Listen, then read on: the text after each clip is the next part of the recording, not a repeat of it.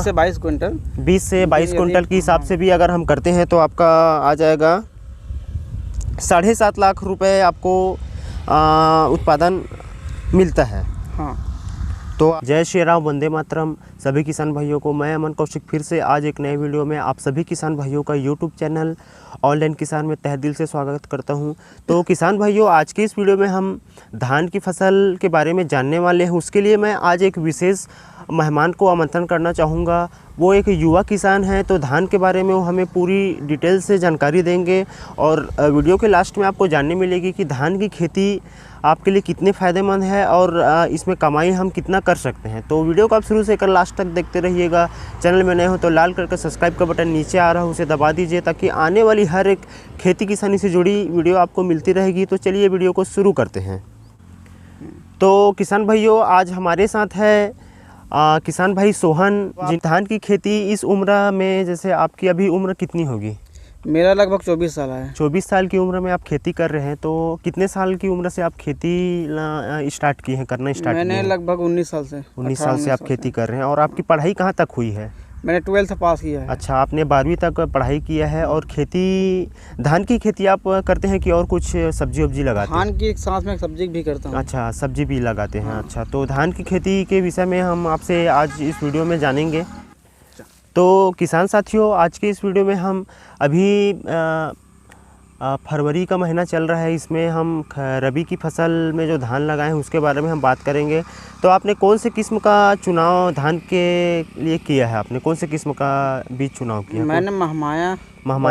अच्छा, महमाया वैरायटी आपने लगाया है। इसकी बुआई आपने कौन सी विधि से किए हैं, कब किए हैं? मैंने लाई चोपा करके किया, इसका रोपाई किया हूँ। बुआई किया हूँ। अच्छा, बुआई सीधा लाई चोपी, मतलब लाई चोपी में पाटा चलाकर जर्मिनेशन पहले लाए हैं? हाँ, जर्मिनेशन जैसे कि 1-2 दिन पानी में डाला हूँ उसको 24 घंटा। अच्छा, उसके बाद उसमें पैरा वैरा ढककर, हाँ, उसके बाद उसमें जर्मिनेशन आया तो उसके बाद पाटा चलाने के बाद उसको सिंचाई किया हूँ। अच्छा। हाँ। तो किसान साथियों, इसमें जो लाई चोपी जो विधि होती है उसमें हम बीज को पहले जर्मिनेट कर लेते हैं। जब बीज अंकुरण हो जाती है तब उसके बाद हम खेत की तैयारी कर लिए रहते हैं। उसके बाद हम इसकी बुआई सीधा खेत में कर देते हैं। तो कितना दिन हो गया आपको इसकी वो किए, बुआई किए? मुझे लगभग 2 महीने हो गए। अच्छा, 2 महीना हो गया। और इस सीज़न में मैंने सुना है कि जो धान की जो ग्रोथ है वो बहुत ही कम होती है, तो इसके लिए आपने क्या अभी खाद डाला है? मैंने यूरिया DAP प्लस झाइम डाला हूँ। अच्छा, झाइम। अच्छा, झाइम का यूज़ आप करते हैं? झाइम मतलब जिंक भी, जिसमें जिंक की मात्रा हो? जिंक, सल्फर सब चीज़ रहता है। अच्छा, सल्फर। अभी ग्रोथ के लिए किसान भाइयों, अगर धान की खेती आप भी करते हैं तो सल्फर बहुत ही ज़रूरी है, क्योंकि सल्फर एक प्रकार की फंगीसाइड का भी काम करती है और ये फर्टिलाइज़र का भी काम करती है। ये जैसे अभी ठंडी की मौसम में ग्रोथ जल्दी नहीं होती है, तो ठंडी की वजह से होती है, तो उसके लिए जो सल्फ़र है पौधों को गर्मी देती है, इससे ग्रोथ हमें अच्छी देखने मिलती है। तो आपने खाद कब आपने कितना खाद डालते हैं 1 एकड़ में? जैसे आप यूरिया कितना डाल लेते हैं? एक एकड़ में 45 को एक बैग आता है। एक बैग मतलब 45 kg का एक बैग आता है 1 एकड़ में? हाँ, 1 एकड़ में उसको 2-3 बार करके डालता हूँ मैं। तो आप कितने एकड़ में अभी खेती कर रहे हैं धान की? अभी 15 एकड़ में खेती कर रहा हूँ धान। तो सोहन भाई जो हैं अभी 15 एकड़ में धान की खेती कर रहे हैं। तो अभी क्या बोलते हैं, क्या अभी यूरिया आपने डाल दिया है और पोटास कितना डालते हैं आप? पोटास 1 एकड़ में एक बैग डालता हूँ। अच्छा, 1 बैग डाल देते हैं, 2 बार करके डालता हूँ। और यूरिया को आप कितने बार करके डालते हैं? यूरिया को 3 बार डालता हूँ मैं। तो किसान भाइयों, जो यूरिया है आप भी अगर 3 बार करके 3 बेसल डोज में देते हैं, तो स्प्लिट डोज में देते हैं, तो आप कमेंट करके मुझे बता सकते हैं आप यूरिया कितना अपने खेत में डालते हैं। तो DAP आप कितना डालते हैं? DAP 1 बैग डालता हूँ 2 बार करके। DAP को आप 2 बार करके आप डालते हैं, ठीक। हाँ। अच्छा, और इसमें आपको क्या उसके बाद फिर जैसे धान आपकी हो गई, इसमें बीमारियाँ कौन सी लगती है? आप और भी किसानों को बताना चाहेंगे क्या बीमारी आपको देखने में? मेन बीमारी तभी जो पीलापन आता है, BLB। अच्छा, BLB की समस्या आपको बहुत ज़्यादा समस्या इस क्षेत्र में, अपने क्षेत्र में है।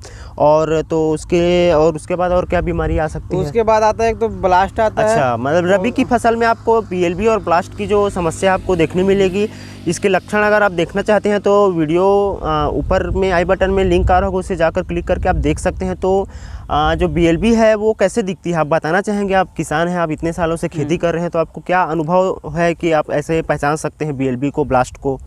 और क्या ब्लास्ट में ऐसा रहता है कि ब्लास्ट में जो पान खा के थूके हुए धब्बा, अच्छा, जो पान खाने की छोटे छोटे लाल लाल स्पॉट्स बन जाते हैं, उसको हम ब्लास्ट कहते हैं। अच्छा, और बीएलबी को कैसे पहचानेंगे? बीएलबी में क्या ऊपर से नीचे तक जो है ना पौधा में पूरा पीलापन आ जाता है। अच्छा, पत्तियां ऊपर से सूखने लगती। तो ये तो किसान भाई आपने जान लिया कि ये बीएलबी और ब्लास्ट के लक्षण कैसे होते हैं। सोहन भाई ने हमें बहुत ही बखूबी अच्छे से बताया है। और कीट की क्या मेजर समस्या आपको देखने मिलती है, कौन से कीट आपको देखने मिलती है धान की खेती में जो नुकसान पहुंचाती है अपने फसल को? धान की खेती में अपना जो नुकसान पहुंचाता है तना छेदक है, तना छेदक, और सबसे ज़्यादा हेवी अटैक रहता है अपना माहू का। तो पहले हम बात करते हैं तना छेदक की, उसके बाद हम बात करेंगे माहू की समस्या के लिए इसके निवारण की भी जानकारी हम किसान भाई से सुनेंगे। तो तना छेदक के लिए आप क्या मतलब आप डालते हैं, क्या यूज़ करते हैं, या कौन सी स्प्रे करते हैं, या दानेदार डालते हैं? पहले में हम 2 बार एक बार तो दानेदार डालते हैं, उसके बाद क्या डालते हैं आप? दानेदार में डालते हैं जैसे वटाको है, फटरा है, कास्को है। अच्छा, ये अच्छे बड़े कंपनियों का डालते हैं। और स्प्रे के रूप में आप क्या यूज़ करते हैं? स्प्रे के लिए में डालते हैं जैसे कि गर्भावस्था में आता है ना, तो उस समय अपना स्प्रे करते हैं, जैसे एम्पिलिको हो गया, अपना 505 आती है, बाइफेंथ्रिन आती है, कटाप आती है, ये सब स्प्रे आप ले सकते हैं। तो और अब बात करते हैं माहू की समस्या आपको कब देखने मिलती है? माहू की जैसे समस्या मिलती है जैसे धान निकल चुका है, जस्ट धान निकलने के पश्चात क्या होता है उसमें माहू आ जाता है। तो सबसे ज़्यादा मेजर समस्या रहता है। तो उसके नियंत्रण के लिए आप क्या डालते हैं? उसके नियंत्रण के लिए मैं डालता हूँ अपना जैसे चेस आता है, चेस है, पैक्सोलोन है, जैसे कि आ जाता है उसको डाल देते हैं। अच्छा, माहू के ओसिन, हाँ, ये अच्छी दवाई का यूज़ आप माहू के नियंत्रण के लिए जैसे पैक्सोलोन है, चेस है, पैमेट्रोजिन है, वो ओसिन आती है पीआई कंपनी की, इन सारी दवाई का स्प्रे आप जब धान गभूत अवस्था में आती है, मिल्किंग स्टेज में आती है, तब आप स्प्रे ले सकते हैं ताकि जो माहू का अटैक है वो हो भी। तो क्योंकि ये दवाइयाँ जो होती है सिस्टेमिक होती है और सिस्टम में पौधों की घुल जाती है और इसका नियंत्रण हम बखूबी अच्छे से कर सकते हैं। तो माहू का नियंत्रण धान की फसल के लिए बहुत ही महत्वपूर्ण होती है, क्योंकि इसके वजह से हमें लगभग बहुत ज़्यादा नुकसान उठाना पड़ता है किसानों को। तो हल्दी रोग की समस्या इनको अभी तो खैर इस फसल में भी आती है, लेकिन खरीफ फसल में हमको ये हल्दी रोग की जो समस्या है ज़्यादा दिखती है। इसके लिए आप प्रोपिकोनाजोल का स्प्रे ले सकते हैं जब मिल्किंग स्टेज होती है तो उस समय। तो अब बात करते हैं किसान भाइयों कमाई की बात। सोहन भाई 15 एकड़ में धान की खेती करते हैं, तो 15 एकड़ में आपका उत्पादन कितना आ जाता है? आपका उत्पादन अपन पर एकड़ में आ जाता है लगभग, जैसे गर्मी में करते हैं अपनी खेती तो गर्मी में आ जाता है लगभग 30 से 32 कुंटल समथिंग आ जाता है। अच्छा किसान भाइयों, रबी की फसल में अगर आप धान की खेती कर रहे हैं तो आपको लगभग 30 से 32 कुंटल हमारे किसान भाई जो सोहन जी है वो लेते हैं। लगभग 1 एकड़ में मैं बात कर रहा हूँ 30 से 32 कुंटल। और खरीफ की सीज़न में आप जब लगाते हैं धान तो उसमें उत्पादन मतलब क्या देखने मिलता है? 20 से 22 क्विंटल। अच्छा, तो गर्मी वाली जो फसल है, रबी की फसल है, आपको उत्पादन इसमें ज़्यादा देखने मिलती है? हाँ, ज़्यादा मिलता है। अच्छा, उत्पादन ज़्यादा मिलता है। और रेट की बात की जाए तो कब ज़्यादा रेट आपको ज़्यादा मिलता है? उसमें तो खरीफ में मिलता है रेट। अच्छा, खरीफ की फसल में आपको 2500, अभी हम बात कर रहे हैं छत्तीसगढ़ में हैं, तो छत्तीसगढ़ में बात की जाए तो 2500 रुपया सोसाइटी का जो मंडी भाव है अभी 2500 प्रति कुंटल के हिसाब से सरकार ले रही है। तो उस हिसाब से अगर हम गुणा भाग करें तो आपका जो अगर खरीफ की फसल में आपका उत्पादन कितना 20 से 22 कुंटल 20 से 22 कुंटल के हिसाब से भी अगर हम करते हैं तो आपका आ जाएगा 7.5 लाख रुपए आपको उत्पादन मिलता है। हाँ, तो आप क्या बोलते हैं, इसमें खर्च की बात की जाए खरीफ के फसल में तो खर्च कितनी आती है? लगभग 1 एकड़ में आता है।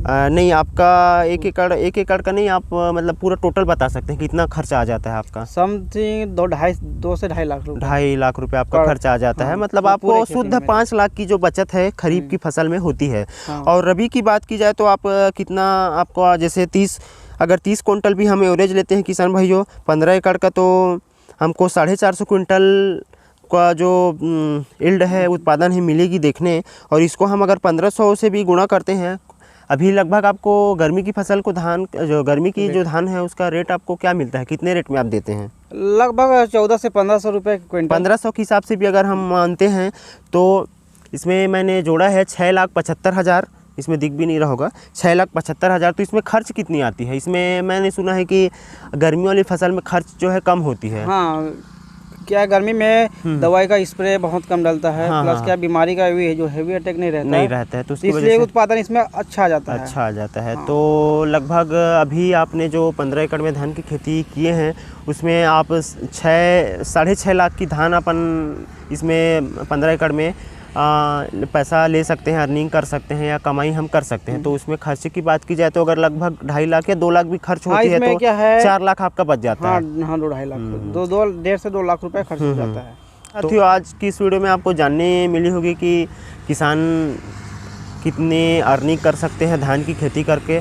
तो अगर आप भी धान की खेती करना चाहते हैं तो कर सकते हैं, इसमें अच्छा खासा मुनाफा है।